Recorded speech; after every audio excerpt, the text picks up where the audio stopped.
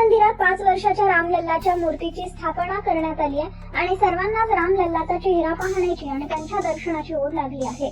दरम्यान रामलल्लाचा एक video social मीडियावर जोरदार व्हायरल होता। त्यामध्ये रामाच्या मूर्तीचे हावभाव बदललेले दिसत आहेत। एवढंच नाही तर रामलल्ला डोळे हलवताना, हसताना आणि इकडे तिकडे पाहताना दिसत आहेत। खरं तर मूर्तीसोबत फेस स्वॅपिंगचा केलं गेले आहे, जो एक प्रकारचा सोशल मीडियावर फिल्टर आहे, जो अनेक लोक वापरतात, ज्यामध्ये दुसऱ्या कुणाचे तरी डोळे, जीभ, केस किंवा हावभाव तिसऱ्याच व्यक्तीला लावता येतात। रामलल्ला हा असा हावभाव करताना पाहून जणू मूर्तीमध्ये खरोखर राम अवतरला आहे असं भासत आहे।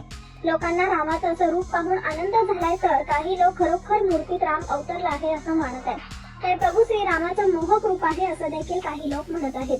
हा व्हिडिओ कोणी आणि कधी एडिट केला हे कळू शकलेलं नाही, परंतु प्रतिष्ठापनेनंतर हा व्हिडिओ ट्रेंड होऊ लागलाय। हा व्हिडिओ आज सोशल मीडियावरील सर्वात ट्रेंडिंग व्हिडिओ बनला आहे। 22 जानेवारीला राम मंदिरात रामाच्या मूर्तीची पंतप्रधान मोदींच्या हस्ते प्रतिष्ठापना करण्यात आली। त्यानंतर दुसऱ्या दिवशी म्हणजे 23 जानेवारीला हे मंदिर सर्वांना दर्शनासाठी खुलं करण्यात येणार असल्याचं सांगितलं जात आहे।